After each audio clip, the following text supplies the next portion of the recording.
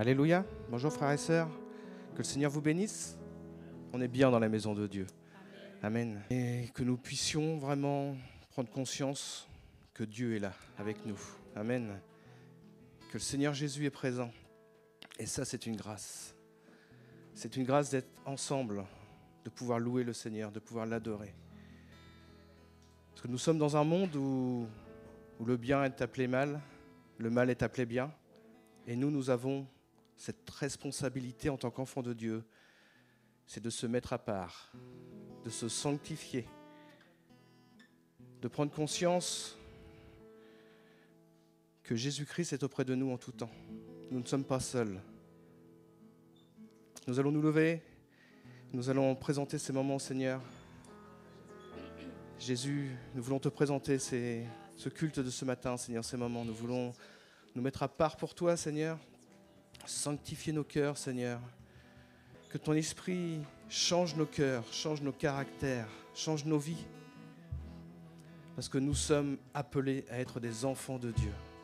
Donc reçois ce matin, Seigneur, nos louanges. Reçois ce matin notre adoration. Et que le nom de Jésus-Christ soit glorifié. Amen. Alléluia.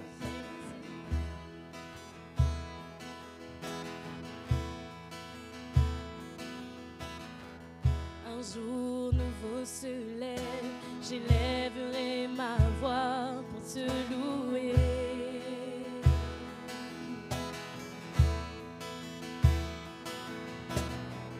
Ton nom est sur mes lèvres, j'élèverai ma voix pour te chanter.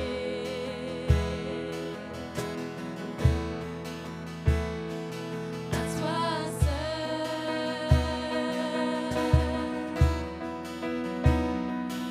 revient la gloire. À toi seul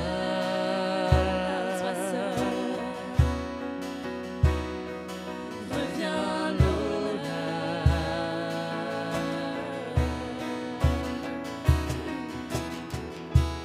Quand ton nom est glorifié, mon âme est rassasiée de joie. Gloire et honneur te reviennent. Quand la terre entière chante, elle s'écrie envers le roi des rois. Gloire et honneur te reviennent. Quand son nom est glorifié, mon âme est rassasiée de joie. Gloire et honneur te reviennent.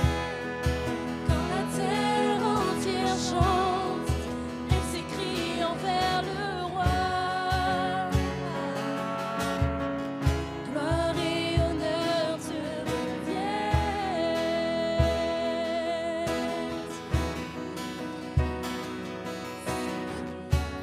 Seigneur mon roi, gloire et honneur te reviennent.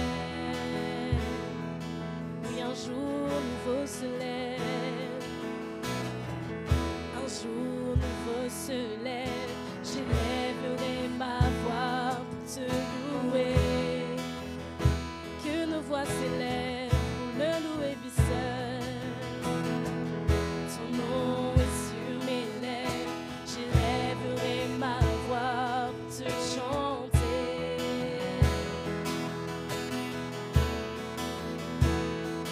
À toi seul, oui à toi seul, revient la gloire. Oui à lui seul, à toi seul, revient l'honneur.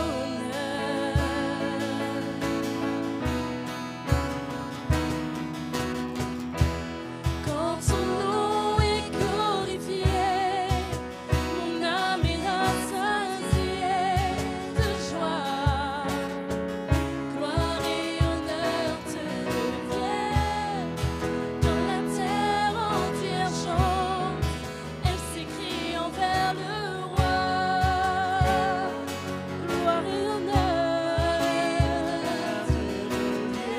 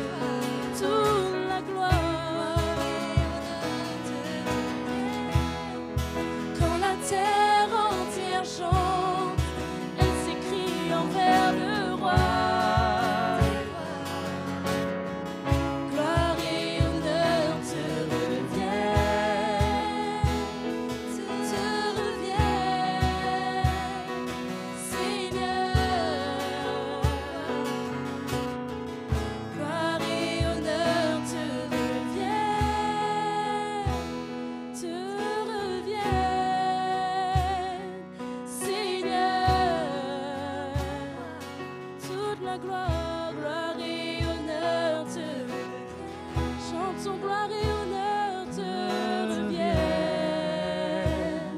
Seigneur. Gloire et honneur te reviennent, Seigneur, nous te donnons la gloire. Toute la gloire te revient, Jésus.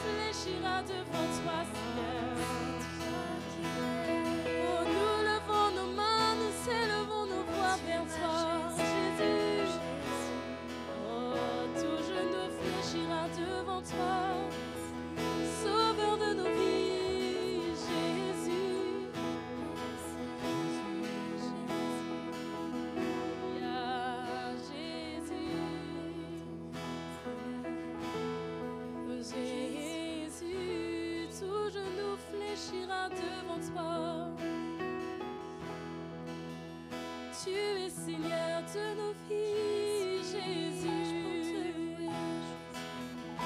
Sauveur de mon âme, je te loue. Alléluia.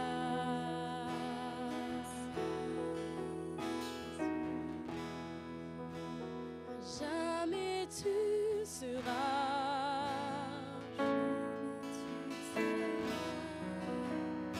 l'agneau sur le trône. Je fléchis les genoux.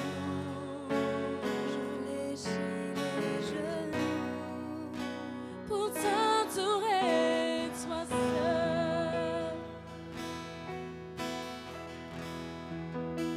À jamais tu seras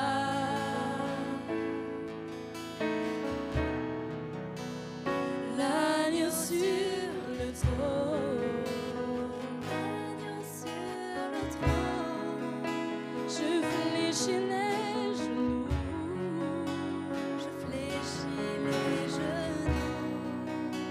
Pour t'adorer, toi seul. À jamais tu seras. À jamais tu seras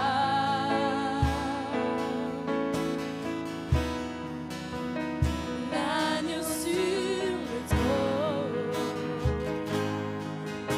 Je fléchis les genoux. Je fléchis les genoux. Pour t'adorer, toi seul.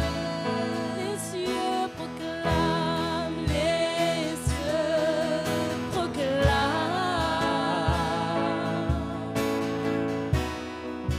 La gloire du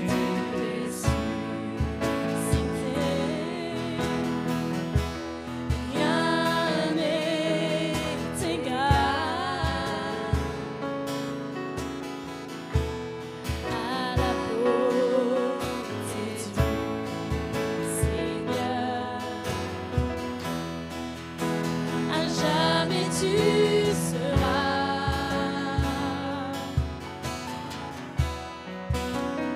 l'agneau sur le trône.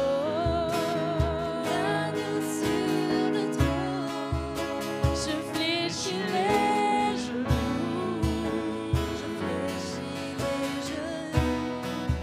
Pour t'adorer, toi seul. Oh, à jamais tu seras. À jamais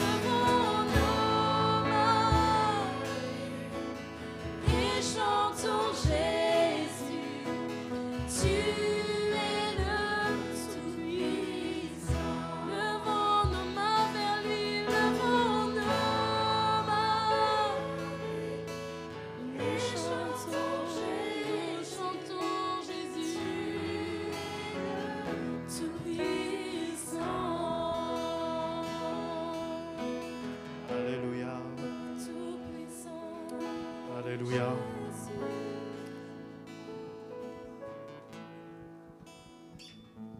Il est tout-puissant. Dans Deutéronome 1, au verset 31, on peut lire.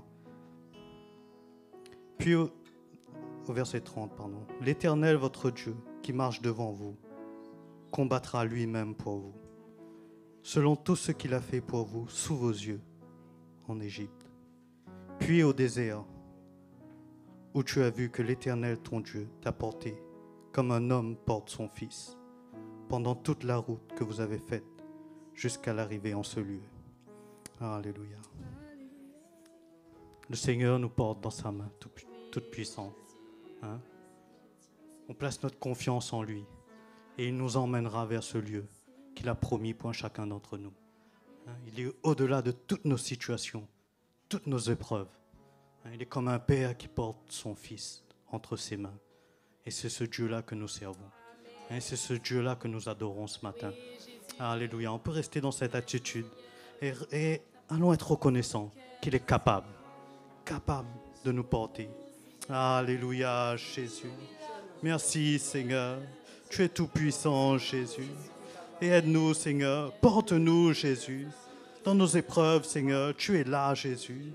Dans notre situation, Seigneur, tu es là, capable de nous porter, Seigneur. De nous emmener, Jésus, au-delà de toutes nos situations, de nous emmener au-delà de toutes nos épreuves, Seigneur. Et emmène-nous à garder les yeux fixés sur toi, Jésus. Alléluia, Seigneur. Toi la gloire, Jésus. Merci, Seigneur. Tu es tout-puissant, Seigneur. Nous reconnaissons ta main sur nos vies, Jésus. Dans ta présence, nous t'adorons. Fais-toi nous célébrer.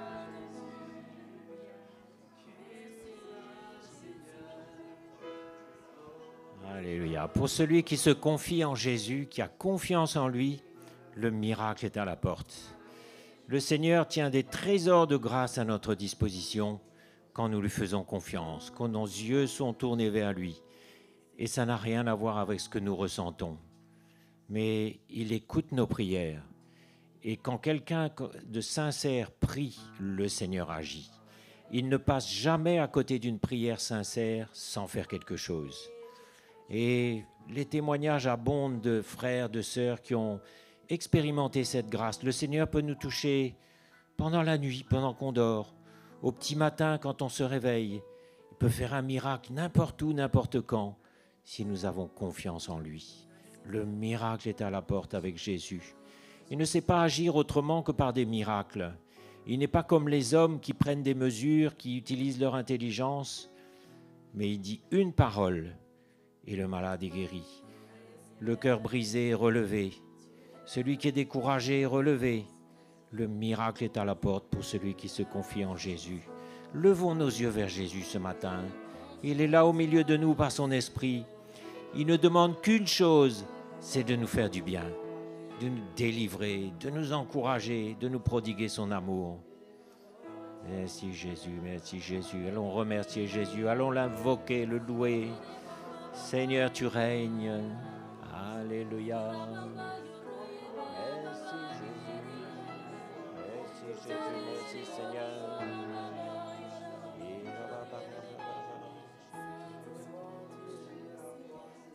Merci mon Dieu. Merci Jésus. Jésus, c'est notre papa. Il est là, il dit, mais confie-toi en moi, je vais t'aider, je vais te rassurer, je vais te faire du bien. Et il y a des problèmes qui durent un peu, il faut un peu de persévérance, mais la victoire est garantie avec lui, certaine. Hein? Voilà le Dieu que nous servons. Un Jésus qui est proche, qui nous connaît.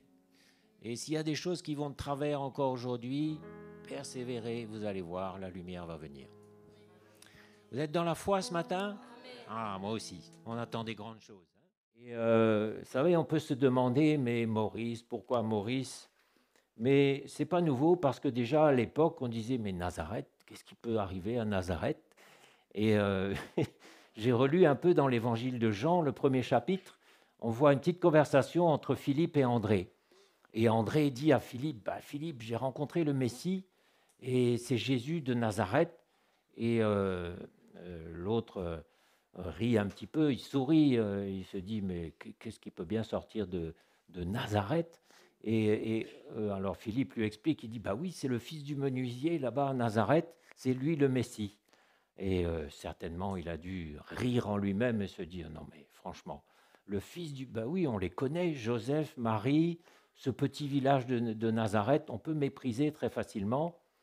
Et en réalité, nous savons bien sûr que Jésus a choisi les choses folles du monde, il a choisi les choses viles, il a choisi celles qui ne sont pas pour confondre l'intelligence des sages. C'est-à-dire qu'il a dissimulé sa sagesse et sa grandeur dans des apparences méprisables pour que ceux qui ont une grande opinion d'eux-mêmes trébuchent là-dessus et n'aillent pas plus loin. Par contre, celui qui a un cœur humble va tout de suite discerner que, ah oui, c'est là le plan de Dieu. Mais quand même, Nathanaël a un peu hésité, parce que Nathanaël, c'était un juif, et les juifs avaient, leurs ancêtres avaient vu la mer Rouge être fendue, ils avaient vu le mont Sinaï trembler et fumer, ils avaient vu Moïse redescendre du Sinaï avec les tables de la loi dans les mains, ils avaient vu des choses extraordinaires et ils avaient en tête l'idée d'un Messie grandiose, et c'est ça qu'ils attendaient. Alors quand Philippe a dit à Nathanaël, le Messie c'est le fils du menuisier de Nazareth, il a dit non mais tu plaisantes.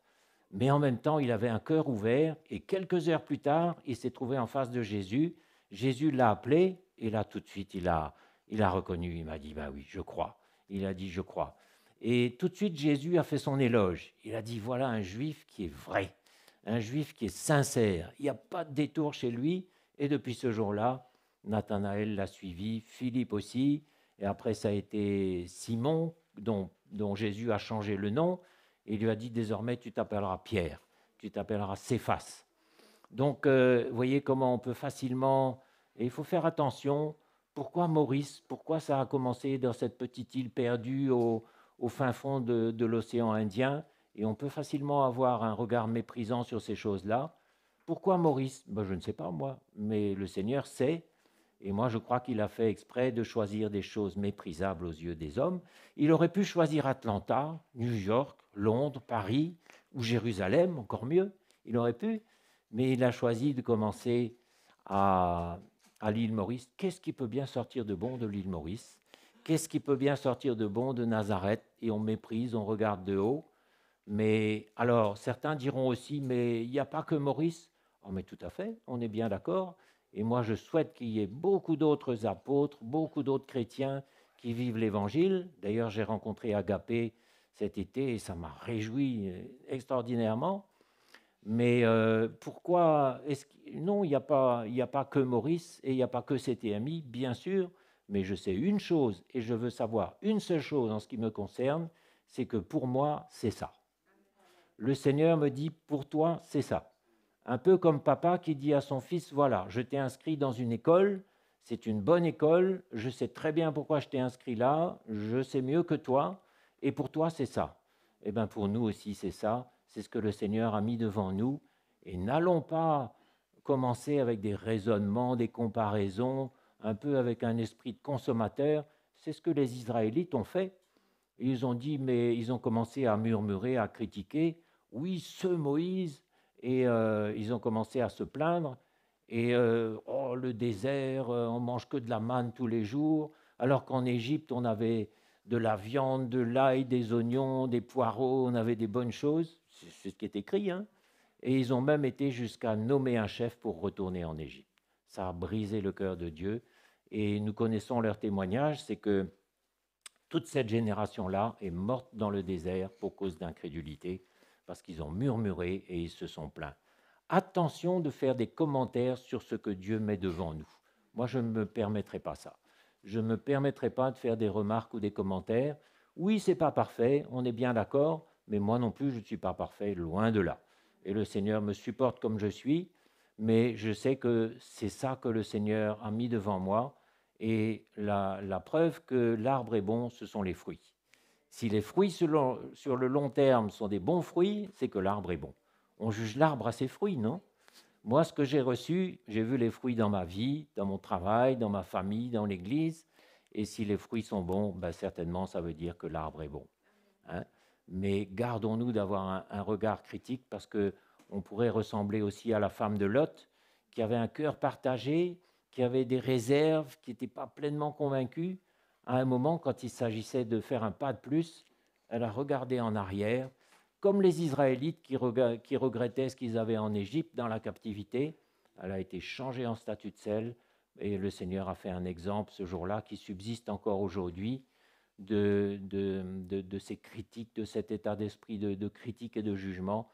Gardons-nous de tout ça, mais allons apprécier ce que le Seigneur met devant nous. Et pour ma part, je peux dire que je suis un fruit du ministère apostolique de Maurice. Je suis comme un fruit de tout ce ministère apostolique. Vous savez, dans le monde, quand vous achetez quelque chose, les 3/4 du temps, c'est made in China. Vous avez vu? Vous achetez une bouilloire électrique, made in China. Vous achetez un appareil électronique, vous pensez que ça vient du Japon, made in China. Ben moi, je suis made in Mauritius et j'en suis fier. Et tout ce que je suis, je l'ai appris de cette équipe apostolique de Maurice. Parce que le Seigneur parle par son Saint-Esprit et par son Évangile, d'accord, mais il parle aussi par une équipe qu'il a choisie. Moi, je suis un produit de l'équipe et du travail et de la vie donnée de toute cette équipe apostolique de Maurice. Je ne serais pas ce que je suis, mon couple ne serait pas ce qu'il est, ma famille, mon travail pour Dieu ne serait absolument pas ce que c'est s'il n'y avait pas eu ce contact. Je suis allé 30 ou 40 fois à l'île Maurice pour apprendre, pour être là, pour m'imprégner de l'esprit apostolique, parce que j'ai vu le modèle de Élisée qui suivait Élie. Il cramponnait la tunique d'Élie, il le suivait, et pourtant Élie le rabrouait. On a parlé de ça récemment encore, mais il ne lâchait pas. Ben, moi aussi, je suis allé retourner et retourner pour apprendre parce que je sais que la source est là. Et encore une fois, je ne veux même pas me poser la question, est-ce qu'il n'y a que ça comme source? Je ne veux même pas me poser la question, mais je sais que c'est ça que le Seigneur a mis devant moi. Et il me dit, voilà, je t'ai donné ça, donne-toi à fond dedans, ne regarde ni à droite ni à gauche, et tout ira bien. Et je crois que devant le Seigneur, on ne peut pas se permettre de chipoter, de poser des questions, de faire des commentaires, mais il nous a donné une famille, il nous a donné une église locale, il nous a donné une couverture apostolique qui est là et qui nous apporte la paix, l'unité de l'esprit, la sécurité, un évangile plein de révélations. Qu'est-ce qu'on peut désirer de plus? Moi, je fais bien attention à faire des commentaires là-dessus parce que c'est ça que le Seigneur nous donne. Je recherchais ce passage où... Voilà. Jean 1, on va lire un petit peu à partir du verset 40. Jean chapitre 1 à partir du verset 40.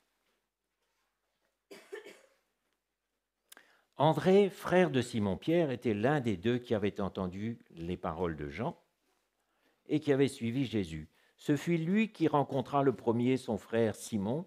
Simon et André étaient frères. Et il lui a dit, nous avons trouvé le Messie, ce qui signifie Christ. Et il le conduisit vers Jésus. Jésus, l'ayant regardé, lui dit, tu es Simon, fils de Jonas, tu seras appelé Céphas, ce qui signifie Pierre. Donc quand on vient à Jésus et qu'on lui donne notre vie, on devient une créature nouvelle au point que même notre nom change. Jésus a changé le nom de Simon et il l'a appelé Pierre, c'est-à-dire Céphas. Le lendemain, Jésus voulut se rendre en Galilée et il rencontra Philippe. Voilà. Et il lui dit, suis-moi. Philippe était de Bethsaïda, de la ville d'André et de Pierre.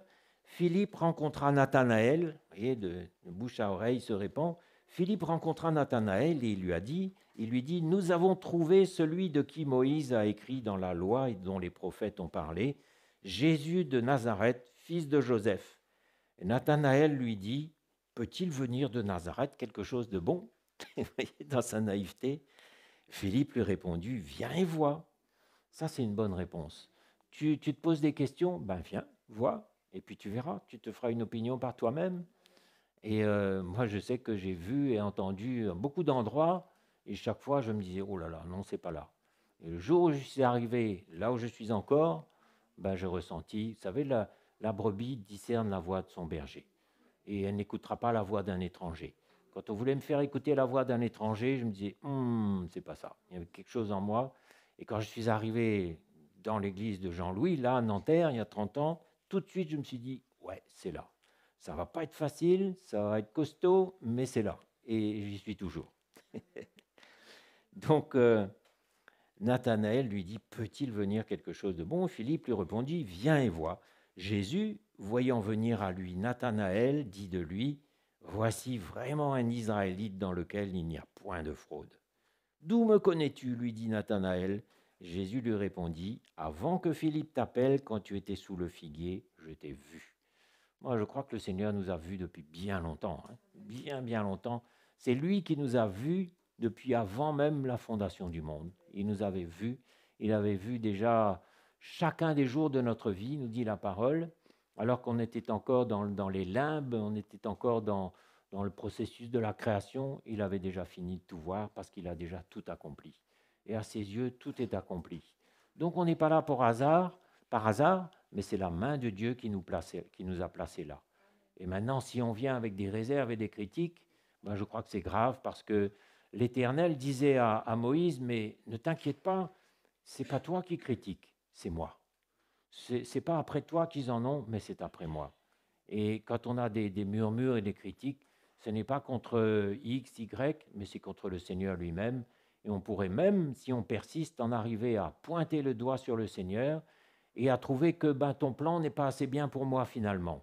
Ce n'est pas ça qu'on dit, mais il faut faire très attention à ce genre de réaction où tout notre être finalement émane une espèce de plainte, mais on va tourner en rond comme ça. On n'avancera pas, on ne grandira pas. On va même peut-être retourner en arrière un jour si on persiste. Moi, je veux avoir un cœur reconnaissant pour ce que Jésus m'a donné. Il m'a donné des bonnes choses, des choses précieuses. Et si on met en œuvre notre salut avec crainte et tremblement, là où il nous a placés, mais le succès est garanti. On va trouver des frères, des sœurs, on va s'épanouir dans la maison de Dieu.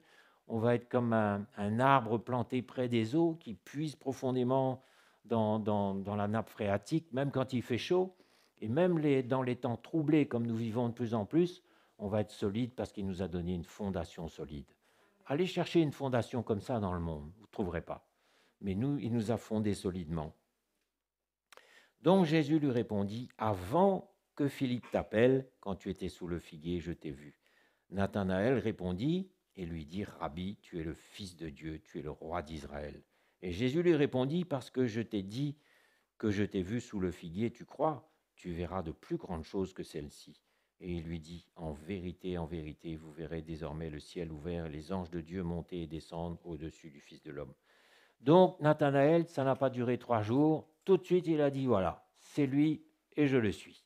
Simple comme tout, parce qu'il avait un cœur simple, un cœur ouvert, et à partir de ce jour-là, il a suivi Jésus. Voilà un exemple de cœur qui plaît au Seigneur. On ne pose pas un tas de questions, on ne fait pas de comparaison, on n'a pas un cœur pour discuter, pour contester, pour argumenter. Mais on dit, Seigneur, je te suis, demande-moi ce que tu voudras et je te suivrai. Ça, c'est une bonne attitude. 1 Corinthiens 1, verset 28, je continue un tout petit peu là-dessus. Dieu a choisi les choses viles du monde et celles qu'on méprise, celles qui ne sont point, pour réduire à néant celles qui sont, afin que personne ne se glorifie devant Dieu. Donc le Seigneur a fait exprès de choisir des choses faibles, il a fait exprès de commencer par des faibles commencements, et quand on relit Ésaïe 53, on a relu avec les frères et sœurs de Nanterre Ésaïe 53 il y a quelques dimanches, il s'est élevé comme une faible plante, il n'avait rien pour attirer les regards, nous n'avons fait de lui aucun cas, nous l'avons méprisé, et qui a reconnu le bras de l'Éternel? Tous ces versets-là montrent que Jésus est venu exprès dans une grande humilité, avec même pas une beauté extraordinaire, mais il n'avait rien pour attirer les regards, semblable à celui dont on détourne les regards, nous dit la parole. Donc il a fait exprès de se présenter de cette façon pour que ceux qui sont orgueilleux trébuchent tout de suite. Donc le tri se fait tout de suite, mais celui qui a un cœur humble reconnaît le bras de l'Éternel. Il reconnaît où, mes frères et sœurs, il faut savoir où le Seigneur travaille. La clé de votre sécurité, la clé de votre croissance, sachez où le Seigneur travaille.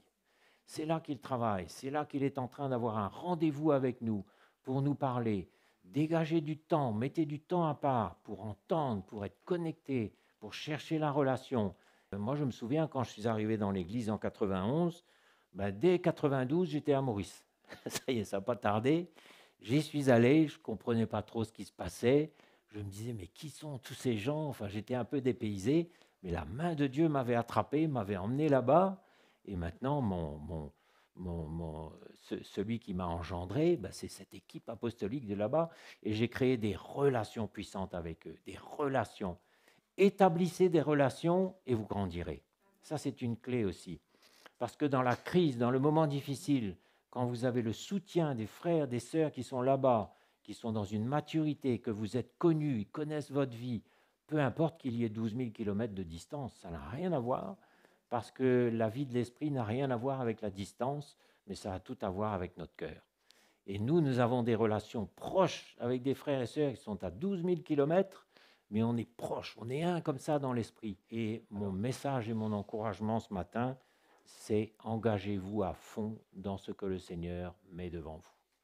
Vous savez, on entend souvent comme des accusations, dire « Oh oui, là quand même vous êtes un peu excessif, oh quand même là vous êtes un peu raide, vous allez un peu loin ». Mais regardez ce que le Seigneur nous a dit. Il nous a dit « Je suis un Dieu jaloux ». C'est pas écrit ça? Dieu jaloux, je veux tout de toi. Parce que je sais très bien que si je laisse un petit bout de toi qui ne m'appartient pas, ce sera une occasion de chute plus devant.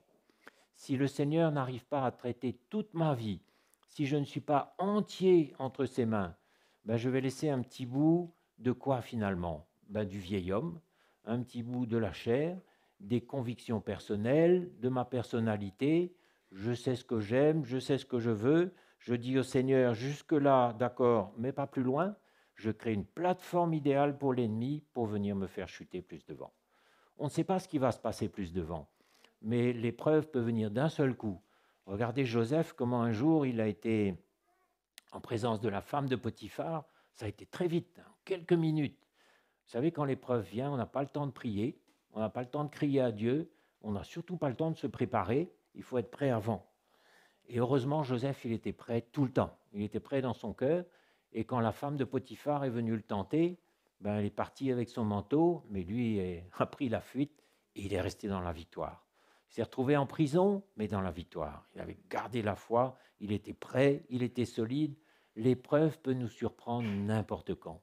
Et la meilleure garantie de traverser l'épreuve victorieusement, c'est de se donner entièrement dans ce que le Seigneur met devant nous. Qu'est-ce qu'il met devant nous? L'Évangile, l'Église locale, les frères, les sœurs, l'équipe de Maurice. Voilà toutes les choses qu'il met devant nous. Et il nous dit, donne-toi entièrement là-dedans et tu seras en sécurité. Mais si tu gardes des réserves, moi je pense comme ça, j'ai encore mes idées, etc., tu vas tout simplement créer une plateforme pour l'ennemi pour qu'il te fasse tomber plus devant. Et on nous dit clairement qu'il y en a plein qui vont tomber dans ce piège. Plein. L'apostasie, c'est quoi? Ce sont des chrétiens qui ont été fidèles. C'est Démas qui a été un compagnon de travail de Paul pendant des années. Il faisait partie de l'équipe apostolique, proche, mais il avait laissé un domaine de sa vie ne pas être traité. C'était son amour pour le monde, et c'est ça qui l'a fait chuter plus devant. Donc, attention à toutes ces choses qu'on garde, parce que ça peut être une occasion de chute plus devant pour nous. Et on va lire 1 Corinthiens 4, verset 15 aussi, pour illustrer le fait que, là encore, Paul, de la même façon, est venu vers les Corinthiens dans une grande humilité. Il est venu tout tremblant, et non pas comme le grand boug, là, qui sait tout, qui explique avec autorité, mais il est venu tout tremblant et dépouillé de toute sa connaissance, de son prestige, de ses études. Il est venu dans l'humilité. Et à un moment, les Corinthiens, qui étaient redevenus charnels, commençaient à mépriser Paul et à préférer l'un ou préférer l'autre. Moi, je suis d'un tel, moi, je préfère celui-ci. Et ils commençaient à mépriser Paul, mais Paul les reprend ici et leur dit « Ce n'est pas pour vous faire honte que j'écris ces choses, mais je vous avertis comme mes enfants bien-aimés, car même si vous aviez 10 000 maîtres en Christ, vous n'avez cependant pas plusieurs pères, parce que c'est moi qui vous ai engendré en Jésus-Christ par l'Évangile. » Moi, je sais qui m'a engendré dans l'Évangile. Vous savez, vous? Engendrement, ça veut dire éducation, ça veut dire formation. Ce que je suis aujourd'hui, c'est le résultat de tout ce travail d'engendrement que seule l'équipe dans laquelle le Seigneur a déposé les trésors de sa révélation est capable d'emmener dans ma vie. Je ne vais pas confier ma vie à n'importe qui, moi. Je ne vais pas me confier à n'importe quel pasteur, entre guillemets, n'importe quel prédicateur, mais je sais de qui j'ai reçu l'Évangile. Je sais de qui je l'ai reçu, je connais sa valeur, j'ai vu les résultats, et la meilleure preuve de l'Évangile, c'est j'ai essayé, ça marche. Pas pendant 15 jours, hein, mais pendant 30 ans. Et quand on voit des fruits, encore une fois, on peut dire que l'arbre est bon. Mais il rappelle aux Corinthiens, il leur a dit, mais c'est moi qui vous ai engendré dans l'Évangile. Et ça nous rappelle qu'on peut en arriver aussi à mépriser. Vous savez, ceux qui sont devant nous ont une apparence faible aussi, une apparence qui pourrait être méprisable. Gardons-nous de mépriser, parce que devant cette apparence-là, il y a l'autorité de Dieu. Et quand on critique ou quand on méprise, comme faisaient les Corinthiens là, ben c'est le Seigneur lui-même qu'on méprise. Et un peu plus loin, il leur rappelle, mais on va prendre la Sainte Seine tout à l'heure, mais il leur rappelle, mais vous savez que beaucoup d'entre vous sont malades et que plusieurs même sont morts parce qu'ils ont pris le repas du Seigneur sans discerner ce qui est précieux. Et justement, si vous vous donnez à fond dans l'œuvre de Dieu, vous discernerez. Et ça, c'est peut-être la caractéristique importante du chrétien des derniers temps, c'est de discerner. Le discernement, ça ne vient que de l'esprit. Et l'esprit, ça vient quand on marche sur le chemin de la croix. Discerner, ça va être quelque chose d'important. Joseph, lui, il a tout de suite discerné. D'ailleurs, ce n'était pas compliqué, hein, mais tout ce qui aurait pu le faire chuter, c'est la force de sa chair. Mais il n'y a pas eu photo. Il était aiguisé, affûté dans la relation avec le Seigneur. Et tout de suite, il a eu du discernement, il a discerné le piège. L'ennemi va mettre beaucoup de pièges devant nous. Et pour ma part, je suis sidéré, absolument sidéré, de voir à quel point l'ennemi est rusé pour nous faire chuter. Incroyable, c'est vraiment incroyable. Pour emballer un piège, vous savez, dans les chasseurs, vous ne savez pas, mais dans la forêt, les chasseurs mettent des pièges, vous savez, des trucs bien dissimulés, de la paille, et puis l'animal met sa patte là-dessus, clac, le truc se referme sur sa patte, il est pris au piège. Un piège, ça ne se voit pas. C'est bien camouflé, bien dissimulé, mais il y a un poison dedans. Et moi, j'ai vu, il y a quelques années, une jeune sœur tomber dans un piège comme ça, mais j'étais éberlué de voir à quel point le piège était bien emballé.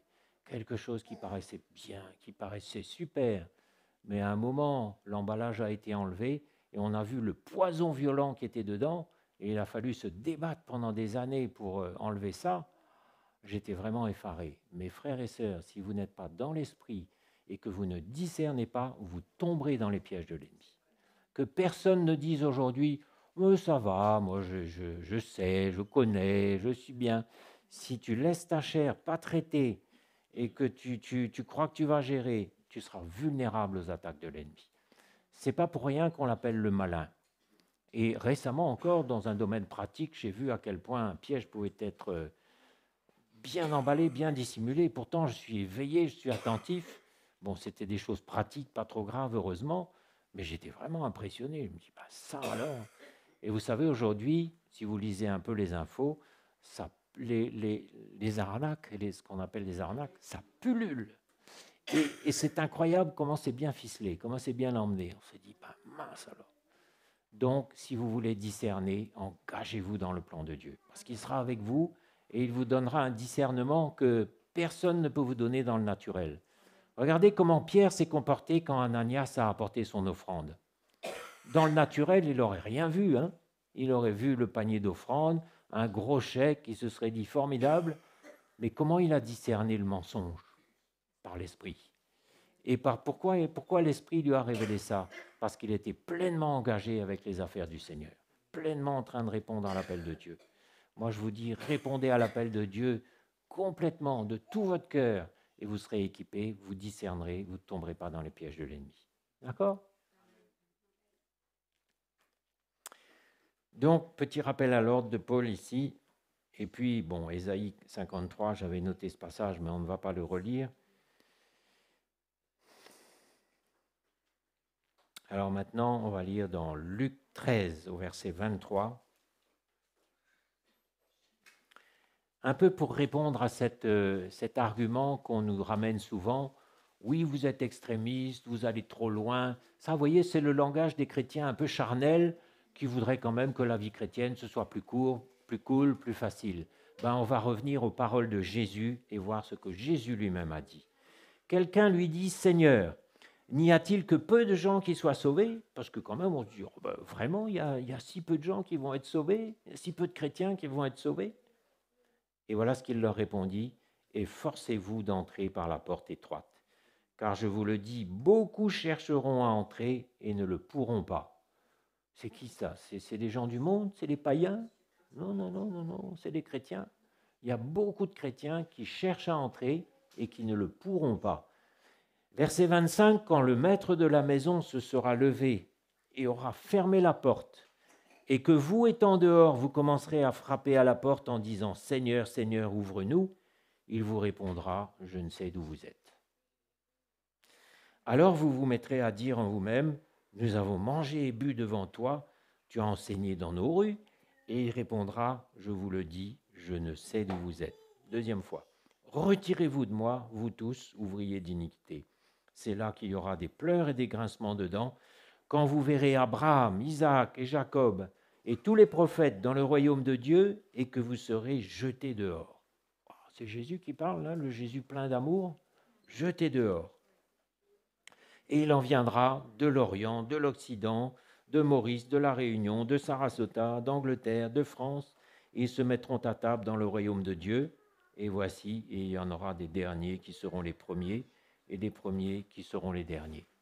Donc je crois que c'est bien clair, mes frères et sœurs, n'écoutez pas ce genre de langage où on vous dit « mais non, tu es un peu raide, tu es un peu… » Vous savez, dans beaucoup de domaines, le domaine comme la vie de couple, domaines comme mariage, remariage, les domaines comme toutes les abominations qu'on voit dans le monde aujourd'hui. Mais non, il faut être cool. N'écoutez pas ce langage-là, parce que le Seigneur a un évangile qui est clair, qui est précis, et il n'est pas question d'ajouter ni d'enlever quoi que ce soit. Et si on veut vivre l'évangile, on ne peut pas le vivre à moitié dans un esprit de compromission, en prenant ce qui nous arrange, en laissant le reste, et en croyant que ça va rouler et qu'on va arriver au bout de la course. Non, on n'arrivera pas. Le Seigneur nous le dit, et il nous rappelle qu'il y a une porte étroite. Étroite. La porte étroite, ce n'est pas tout le monde qui va rentrer là, parce que si on a plein de bagages, plein de trucs, si on a notre personnalité, on n'arrivera pas à se plier. Porte étroite, puis une porte qui est basse aussi. Il faut se plier, il faut s'humilier pour rentrer là. C'est à travers une porte étroite qu'on rentre dans le royaume de Dieu. On ne peut pas rentrer par la fenêtre. On ne peut pas, vous savez, les chrétiens qui veulent rentrer par la fenêtre. Fout, ils sautent. Coucou, je suis avec vous. Non, non, non, tu n'es pas avec nous. Tu es là, oui, présent physiquement, mais ton esprit est dans le compromis. Tu es dans un autre évangile et ça se ressent très bien, hein, parce que vous savez, dès que deux chrétiens sont sur le même chemin, la relation clique automatiquement. Il n'y a aucun effort à faire. Mais si ça ne clique pas, si ça frotte, c'est le signe qu'il y en a un qui est sur le chemin de la croix et l'autre qui est sur un autre chemin personnel, avec ses conceptions, ses idées, dont il ne veut pas lâcher prise, et du même coup, ça frotte, et ça frottera jusqu'au bout, parce que la relation, c'est spirituel. Ce n'est pas des techniques, ce n'est pas humain, ce n'est pas des histoires de sympathie, on m'aime pas, c'est spirituel. Dès que deux chrétiens sont sur le chemin de la croix, engagés, zélés, la relation clique automatiquement et sans effort. Ça, c'est une clé. Et si ça ne clique pas pour le moment, ne vous découragez pas, mais évitez de pointer le doigt. En disant, vous savez, ça vient vite, hein, la sœur une telle, l'église, le pasteur, etc. Mais non, c'est toi le problème, c'est en toi le problème. Humilie-toi, brise ton cœur, cherche encore. Dis au Seigneur, j'y arrive pas, aide-moi. Et là, dans une attitude humble comme celle-là, mais le Seigneur va vous aider. Il va vous aider, mais c'est trop facile de pointer le doigt sur X, Y, l'Église. Il y a du légalisme dans l'Église. Ça, c'est vraiment trop facile. Et c'est l'attitude des Israélites dans le désert. Ça les a perdus. Ne restez pas sur une attitude comme ça, parce que le Seigneur fait grâce aux humbles. Mais celui qui est orgueilleux, le Seigneur va lui résister jusqu'au bout. Il sera malheureux comme les pierres. Donc ici, c'est l'histoire de la porte étroite. Je crois que ça nous parle à tous. Hein. Si on veut entrer dans le royaume de Dieu, ce n'est pas parce qu'on est né de nouveau et sauvé, mais il y a un chemin à parcourir, il y a une porte à traverser, il y a un chemin étroit, avec d'un côté il y a la muraille, de l'autre côté il y a le précipice, et il faut se mettre sur la tranche, là, se faire tout petit pour arriver à rester sur le chemin. C'est pas évident de rester sur le chemin de la croix. Hein. C'est facile pour quelqu'un ici? Dites-moi. Bon, j'en vois plusieurs qui font non de la tête, c'est bon signe. Pour moi, c'est pas facile, je peux vous le dire. Il y a des épreuves, il y a des challenges, il y a des difficultés, mais c'est le chemin étroit, c'est la porte étroite. Et par contre, il y a un chemin large et spacieux qui mène où? À la perdition. Ben oui. Et il y en a beaucoup qui vont entrer par là. Enfin, entrer, je ne sais pas où. En fait, ils vont entrer dans le précipice. Hein.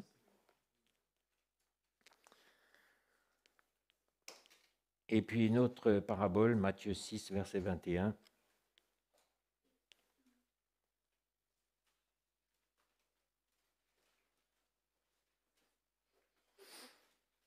Verset 19, même on pourrait dire, « Ne vous amassez pas des trésors sur la terre, où la teigne et la rouille détruisent et où les voleurs percent et dérobent. Mais amassez-vous plutôt des trésors dans le ciel, où la teigne et la rouille ne détruisent point et où les voleurs ne percent ni ne dérobent. Car là où est ton trésor, là aussi sera ton cœur. » Donc, quel est mon trésor aujourd'hui? Est-ce que c'est ce que le Seigneur met devant moi? J'en reviens à ce que je disais tout à l'heure. Pour moi, c'est ça, et ça fait ma joie. Je ne dis pas ça pour me présenter comme un modèle, mais c'est intéressant, c'est vivant, c'est une joie. J'ai fait de l'Éternel mes délices, et il m'a donné ce que mon cœur désirait. C'est une joie pour moi de m'activer dans le palais du Seigneur, de faire le service, de faire tout ce qui est prévu de faire dedans. C'est une joie, c'est une excitation. C'est mon trésor. Mon trésor est là, mon cœur est là, tout est là. Ben, il n'y a rien qui va m'attirer à l'extérieur. Mais si maintenant, oui, je suis chrétien, j'aime l'Église, mais j'aime encore mon boulot, j'aime encore le monde, j'aime encore si, ben, inévitablement, ça va t'entraîner un jour et tu vas te perdre. Hein. Et même s'il y a ne serait-ce qu'une petite chose, comme l'amour du monde, comme pour Démas, c'est une faille, c'est une crique, c'est une zone de fragilité dans la fondation. Et ça risque de me faire dévaler plus tard. Nul ne peut servir de maître, où il haïra l'un et aimera l'autre, où il s'attachera à l'un et méprisera l'autre. Vous ne pouvez servir Dieu et Mammon. Verset 24. Donc le chrétien qui dit « vous êtes trop raide, trop sectaire, trop je ne sais pas quoi », ben lisez-lui ça. Nul ne peut servir de maître. Tu as un pied dans le monde et un pied dans l'Église, et tu crois que tu vas rester longtemps comme ça, mais tu ne pourras pas. Les deux morceaux vont s'écarter, et à un moment, tu vas être obligé de basculer d'un côté ou de l'autre, et tu vas basculer du côté où est ton trésor et où est ton cœur. Si ton cœur est dans le monde, tu vas faire comme Démas, et tu vas faire comme tous ceux qui ont fait naufrage par rapport à la foi. Naufrage. Et on ne voit plus que quelques débris à la surface de l'eau. On va aller dans Romains 11, verset 17, pour nous souvenir que on ne méritait rien, mais le Seigneur nous a fait grâce. Mes frères et mes sœurs, nous sommes des pécheurs graciés, rien de plus. Donc attention de commencer à nous gonfler, mais restons bien modestes et bien humbles, parce que le Seigneur nous rappelle ici que nous étions des païens. Des païens, c'est-à-dire des gens, des étrangers aux promesses de l'Alliance, des gens qui n'étaient pas le peuple de Dieu. Et le peuple de Dieu, c'était les Israélites. Et Jésus est venu pour eux avant tout. Et si nous sommes là aujourd'hui, c'est uniquement parce que les Israélites ont rejeté leur Messie, et du coup le Seigneur nous a fait entrer avant eux dans le royaume de cieux. Et il les fera rentrer après, parce qu'il les aime toujours. Mais souvenons-nous qu'on a été greffés sur l'olivier franc, nous qui sommes un olivier sauvage, c'est-à-dire des païens. Souvenons-nous qu'on a été greffés, mais ce n'est pas notre place naturelle, c'est la place naturelle des Juifs, parce qu'eux sont greffés, ils ne sont même pas greffés, ils sont depuis toujours sur l'olivier franc. Et vous savez, une greffe, ça peut prendre et ça peut ne pas prendre. Attention, parce que nous avons été greffés, une greffe peut prendre ou ne pas prendre. On a été greffés, attention, on va lire. Si quelques-unes des branches, verset 17, si quelques-unes des branches ont été retranchées, si toi qui étais un olivier sauvage, c'est-à-dire un païen, tu as été greffé à leur place, c'est-à-dire à la place des Juifs, qui auraient dû être à cette place-là, et rendu participant de la racine nourricière de l'olivier, c'est là où nous sommes maintenant, ne te glorifie pas aux dépens de ces branches. Si tu te glorifies, sache que ce n'est pas toi qui portes la racine, mais c'est la racine qui te porte. Hein, ce n'est pas nous qui portons l'Église, mais c'est l'Église qui nous porte. Il ne faut pas inverser les rôles et croire que maintenant on est arrivé, on est quelque chose, mais c'est l'Église qui te porte, c'est la grâce de Dieu qui te porte. Et c'est une pure grâce si tu es debout aujourd'hui. Allez un petit peu à l'hôpital voir des gens qui ont eu des accidents, qui sont tétraplégiques, qui ne peuvent plus remuer le petit doigt. Vous savez, quand on passe une demi-heure dans un hôpital comme ça remet bien les pendules à l'heure. Et quand on sort de là, on dit « Seigneur, merci pour la santé que tu me donnes ». Peut-être ce n'est pas parfait, j'ai des maladies, des douleurs, etc. Mais ça remet, vous savez, si on est debout, si on est là, c'est une pure grâce. Il faut toujours se souvenir de là. Et encore plus si on a été greffé sur l'olivier naturel, mais je dirais c'est une aubaine, quoi. Une aubaine, ça n'arrive pas. Et nous, on a tiré le gros lot, on a été greffé. Mais ne te glorifie pas. Sache que ce n'est pas toi qui portes la racine, mais la racine qui te porte. Tu diras donc, les branches ont été retranchées afin que moi je sois greffé. Oui, c'est vrai, elles ont été retranchées pour cause d'incrédulité, et toi tu subsistes par la foi. Ne t'abandonne pas à l'orgueil, mais crains, car si Dieu n'a pas épargné les branches naturelles, il ne t'épargnera pas non plus.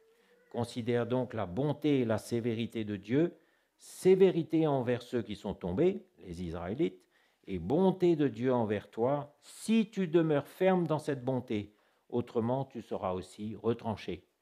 Alors, mes frères et sœurs, restons bien humbles. Il faut rester bien humble. On a été graciés, on a été greffés, on a été plantés devant l'Église, dans l'Église, dans le royaume de Dieu. Et c'est la main de Dieu qui nous a plantés là. Et maintenant, mon appel, c'est de donner ma vie là-dedans entièrement. Et là, je serai en sécurité. Mais le Seigneur pourrait nous dire que je ne vienne pas dans mon champ sans t'y trouver, que je ne vienne pas dans mon royaume sans te trouver à l'œuvre. Le Seigneur nous a sauvés pour le servir. Et on doit avoir une grande crainte de lui, avoir la crainte de son nom, le servir avec crainte et tremblement, parce qu'on ne peut pas être dans une attitude de consommateur où on compare, où on fait des commentaires. Ce serait indécent, ce serait choquant, mais le Seigneur a payé un grand prix pour nous faire grâce. On est là pour le servir, pour se donner à fond. C'est l'appel de Dieu et il n'y en aura jamais d'autre. Et ce n'est pas négociable. Le Seigneur te dira toujours, je t'ai mis là et pour toi c'est ça. Hein, le plan de Dieu, c'est le plan de Dieu et il n'y a pas à négocier. On ne pourra jamais négocier, faire du chantage émotionnel, pleurer devant le Seigneur. Il nous fera toujours revenir à la case départ. Pour toi, c'est ça. Et heureusement qu'il est patient parce que beaucoup d'entre nous, on ne serait plus là. Hein. On a discuté, maugré, argumenté. Le Seigneur est d'une patience extraordinaire. Hein. Ah là là. Considère donc, et eux de même, s'ils ne persistent pas dans leur incrédulité, ils seront greffés, car Dieu est puissant pour les greffer de nouveau. Et si toi, tu as été coupé de l'olivier sauvage selon ta nature, l'olivier sauvage, c'est le monde. Hein, on a été sortis du monde, coupé de l'olivier sauvage, on ne fait plus partie du monde, on n'a plus rien à voir avec eux, on est coupé, séparé. Voilà encore un langage radical. Hein. C'est trop radical, vous trouvez? Ben, relisez. Et greffé contrairement à ta nature. Moi, j'étais un païen, je jurais, j'avais le langage grossier, j'étais un païen, moi, j'étais rien du tout. Et le Seigneur m'a introduit dans son royaume. Imaginez le privilège que c'est, la grâce, le cadeau que c'est. Donc, si tu as été coupé du monde selon sa nature et greffé contrairement à ta nature, qui est le péché, qui est le monde, sur l'olivier franc, à plus forte raison, eux seront-ils greffés selon leur nature, sur leur propre olivier. Donc, dans le royaume de cieux, on va côtoyer les Israélites, les Juifs, parce que le Seigneur a renversé le mur de séparation. Il n'y a plus de séparation, mais il y a un seul peuple. Il n'y a plus les Juifs et les païens, mais il y a ceux qui sont en Christ et ceux qui sont sans Christ. Ceux qui sont sans Christ, maintenant, ce sont ceux-là, les étrangers du royaume de Dieu. Mais ceux qui sont en Christ, qu'ils soient israélites ou chrétiens, dans le siècle à venir, ce sera le peuple de Dieu. Donc, considérons, mes frères et sœurs, la grâce d'être là et montrons-nous dignes de l'appel qu'il nous a adressé. Et tout ça avec la crainte de Dieu. N'ayons pas des murmures comme les Israélites, des commentaires qui seraient vraiment choquants et indécents, mais devant la crainte de Dieu, moi je tremble. Je ne me permettrai pas d'avoir ce genre de commentaires parce que Encore une fois, le Seigneur a dit à Moïse, mais ce n'est pas toi qui critiques, c'est moi directement. Et on peut être reconnaissant, je crois. Hein? Qui est reconnaissant d'être là? Hein? Oh là là. Il y a des moments durs, on pleure, c'est vrai. Hein? Il y a des moments où on se dit, encore une épreuve, comment ça va se terminer? Comment je vais faire? Mais on sait dans notre cœur qu'on est à la bonne place. Et que si on reste là, ne vous retirez pas. Restez sur le terrain. Hein? Même si c'est dur, restez sur le terrain. Plus loin, le Seigneur t'éclairera. Aujourd'hui, tu ne comprends pas, mais reste sur le terrain, ne te retire pas, parce que plus loin, le Seigneur va t'éclairer. Et il y a des problèmes qui ne se résolvent pas comme ça, en 3 jours. Il y a des problèmes qui durent parce que c'est profond, le Seigneur fait un travail profond, et c'est des gros morceaux, notre personnalité. Il y a des événements qu'on a même oubliés, qu'on a vécus dans notre enfance. La mémoire a été perdue de ces événements, mais le choc émotionnel est resté, et ça influe sur toute notre conduite de tous les jours. Seul le Seigneur est capable d'opérer à cette profondeur et de réparer, de soigner. C'est pour ça que ça peut prendre du temps. Et c'est pour ça aussi qu'on s'accueille les uns les autres avec amour, parce qu'on veut donner du temps. Hein? Frère untel, il est comme ça, sœur untel est comme ça aujourd'hui, mais on veut donner du temps, on fait confiance. Seigneur, tu es là, tu agis jour après jour, et à la fin, ce frère-là sera debout, cette sœur-là sera debout, et moi aussi. Hein? Donc vous avez la foi pour tout le monde ici, pour nous, pour les uns et les autres. Hein? On va se lever, on va remercier le Seigneur pour sa patience, et on va prendre la Sainte Seine en nous souvenant que Jésus est mort pour que nous puissions être là. Si je suis là aujourd'hui, c'est parce que Jésus est mort sur la croix. Je veux marcher dans les sentiers que tu as ouverts devant moi. Je veux obéir à ta voix. Je veux trouver ma destinée en considérant chaque voie que tu as préparée pour moi. Je veux te suivre.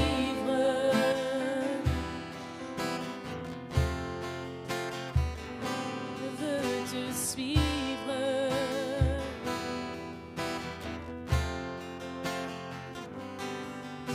Ce n'est pas en suivant les voies de ma propre sagesse que je goûterai à ton allégresse.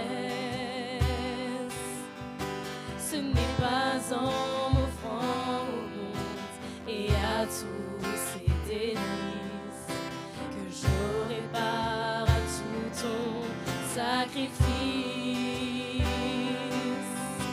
Mon cœur veut tout saisir de la lumière de ton plan afin de te servir en tout lieu et en tout temps.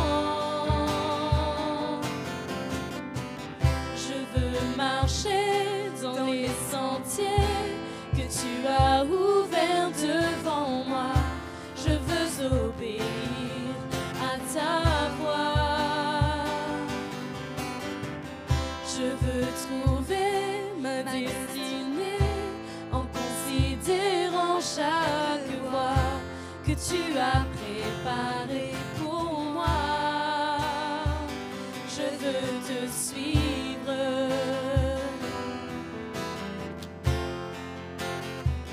Je veux te suivre.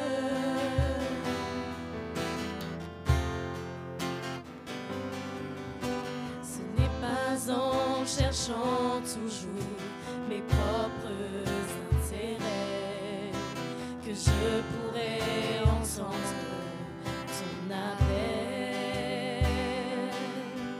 Ce n'est pas en prenant le chemin de ma volonté que je revêtirai la vie nouvelle.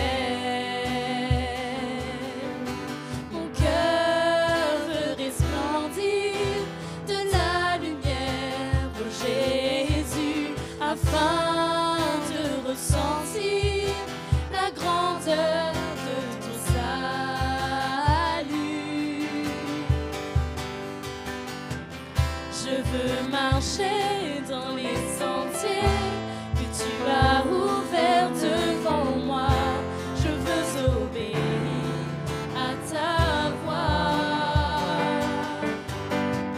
Je veux trouver ma destinée en considérant chaque voie que tu as préparée pour moi. Je veux te suivre. Je veux te suivre, je veux te suivre.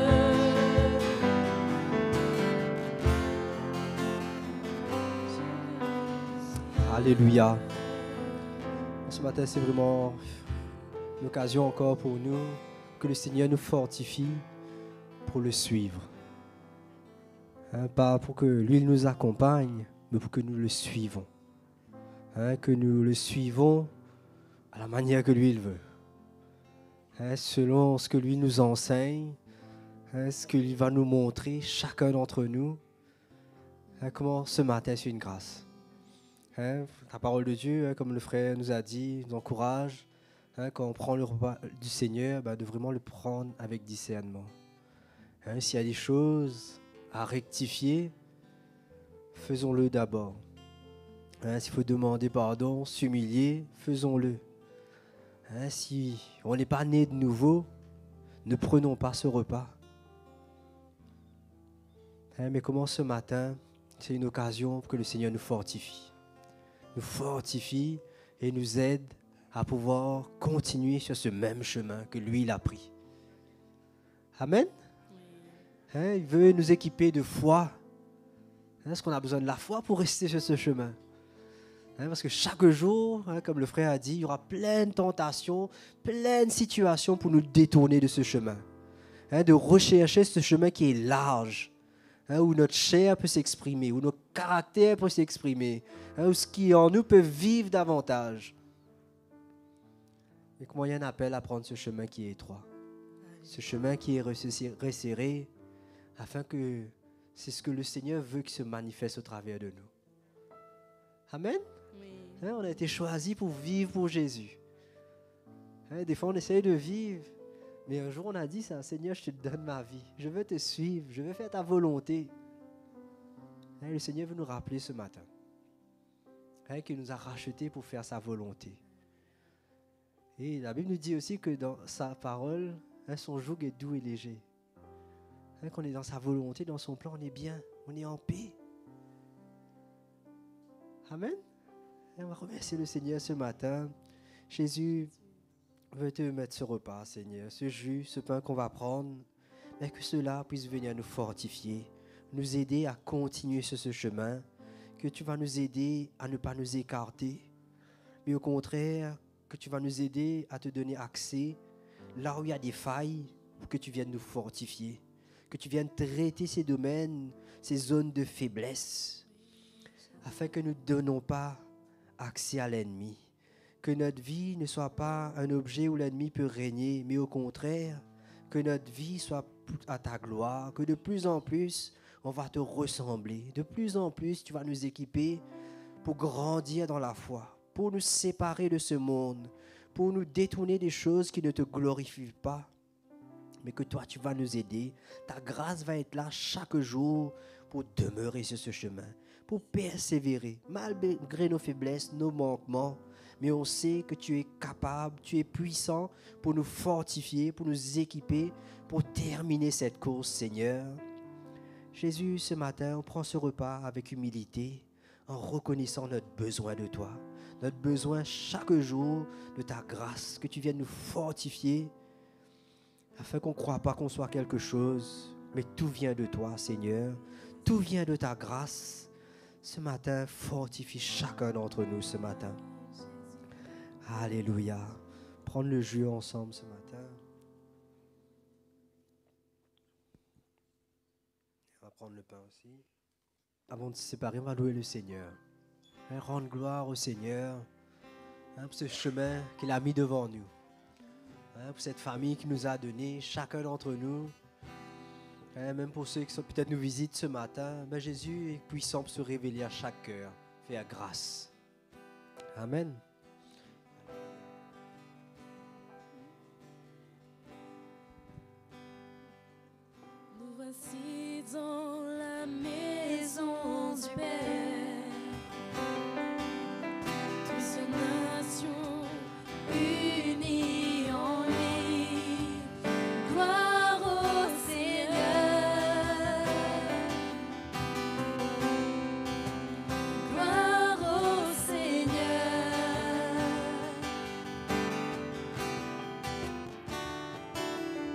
désormais